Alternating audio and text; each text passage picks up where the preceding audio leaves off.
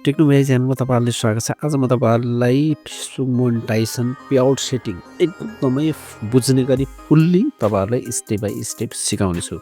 च्यानललाई स्किप नगर्नु होला, भिडियोलाई स्किप नगर्नु होला। च्यानल नयाँ हुनुहुन्छ भने छेउमा बेल अल थिच्नु होला, लाइक गर्नु होला, भिडियोलाई सबको सेयर गर्नु होला। त्यहाँदेखि मोनेटाइजेसनको सेटअप आइसकेको छ। सेटअपमा मैले यसरी टच गर्छु। यहाँनिर टच गरिसकेपछि साइन अप भन्ने हुन्छ, साइन अपमा टच गर्नु होला।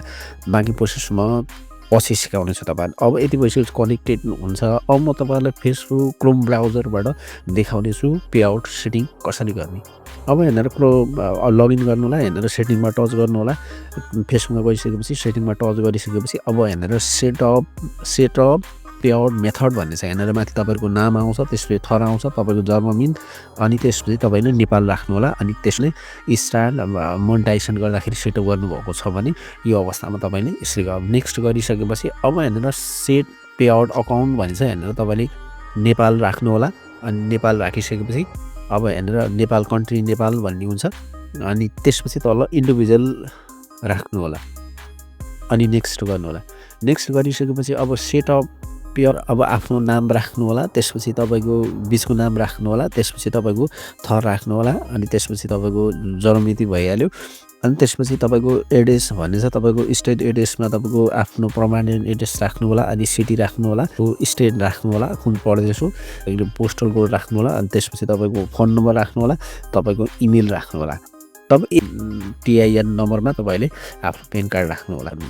अब यहाँनिर अब टिक लाउनु होला माथि। अब टिक लगाइसकेपछि नेक्स्ट गर्नु होला। पेआउट अकाउन्ट भन्ने छ, यहाँनिर तपाईँले देख्न सक्नुहुन्छ। अब तपाईँको यदि ब्याङ्क डिटेलहरू छ भने तपाईँहरूले ब्याङ्कको डिटेल कन्फर्म गर्नु होला। पहिले नै सेटअप गर्नुभएको थियो स्टारमा भनेदेखि मैले कन्फर्म गरिसकेको छु। छैन भने तपाईँहरूले आफ्नो ब्याङ्क अकाउन्ट राख्नु होला, स्विफ्ट कोडहरू राख्नु होला सबै। अब एड ए ट्याक्स इन्फो भन्ने छ, एड ट्याक्स इन्फो एकदमै इम्पोर्टेन्ट कुरा छ। यहाँनिर तपाईँहरूले बुझ्नुपर्ने कुरा, तपाईँहरूले ब्याङ्कको डिटेल्सहरू पनि पहिला स्विफ्ट कोडहरू सबै तपाईँले कुन ब्याङ्कमा राख्ने हो, ब्याङ्क अकाउन्ट नम्बरहरू, होल्डर नेम सबै राख्नु होला सुरुमा। अब एड यो ट्याक्स इन्फो भन्ने छ, एकदमै वाट इज योर ट्याक्स भन्ने छ, त्यसमा इन्डिभिजुअल राख्नु होला। युएसए भन्ने सिटिजन भन्ने छ, नो राख्नु होला। अब माथिको इन्डिभिजुअल भयो, तलको नो राख्नु होला। अलि तल स्क्रोल डाउन गरिसकेपछि आर यु भन्ने छ, यसमा पनि नो राख्नु होला। अनि अब त्यसपछि नेक्स्ट गर्नु होला। नेक्स्ट होला माथि सिलेक्ट गर्नु होला आफ्नो माथि यता कन्ट्री कट गरिसकेपछि तल तपाईँले I have a non USA TIN भन्नेमा यसमा टिक लाउनु होला। मैले माथि टिक लगाएको छु। अनि तल नभए तपाईँले नन युएस त्यो कोठाभित्र लेख्दा पनि हुन्छ। त्यसपछि तपाईँले नेक्स्ट गर्नु होला। अब नेक्स्ट गरिसकेपछि देश भन्ने छ, तपाईँको आफ्नो ट्याक्स इन्फर्मेसनमा तपाईँको देश भइहाल्यो। तल मैले ब्लुर गरेको छु, देश राख्नु होला। तपाईँको देश लाइन 1 भन्ने छ, तपाईँ जुन ठाउँ बस्नुभएको छ भन्ने छ, सिटी राख्नु होला। सिटी बस्नुहुन्छ त्यो राख्नु होला। अनि यदि तपाईँ बाहिरको हकमा हुनुहुन्छ भने तपाईँ बाहिरकै राख्नु होला। तपाईँ कुन ठाउँ हुनुहुन्छ जस्तै सिटी राख्नुभयो, अनि स्टेट राख्नु होला। अनि यहाँनिर जिप कोड भन्ने छ, जिप कोडमा आफ्नो पोस्टल कोड राख्नु होला। पछि यहाँनिर नेक्स्ट भन्ने एड यो मेलिङ एड्रेस भन्ने छ, सबैभन्दा इम्पोर्टेन्ट कुरा है। अब यहाँनिर कन्ट्री भन्ने तल कन्ट्रीमा सिलेक्ट गर्नु होला। तपाईँहरूले कन्ट्री नेपाल राख्नु होला। अब तपाईँहरू विदेश हुनुहुन्छ, इन्डिया हुनुहुन्छ, इन्डियाकै राख्नुहुन्छ भने इन्डिया राख्नु होला।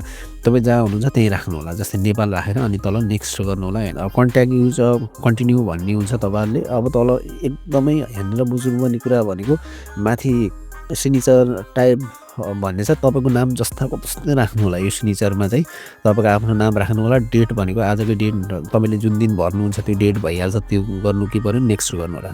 फर्म फिलअप भइसकेको तपाईँले ब्याङ्क डिटेल्सहरू राख्नुभयो, ब्याङ्कको स्विफ्ट कोड, ब्याङ्कको अकाउन्ट नम्बर राख्नुभयो, सबै ठिकठाक छ भने यस्तो खालको लेटर आउँछ।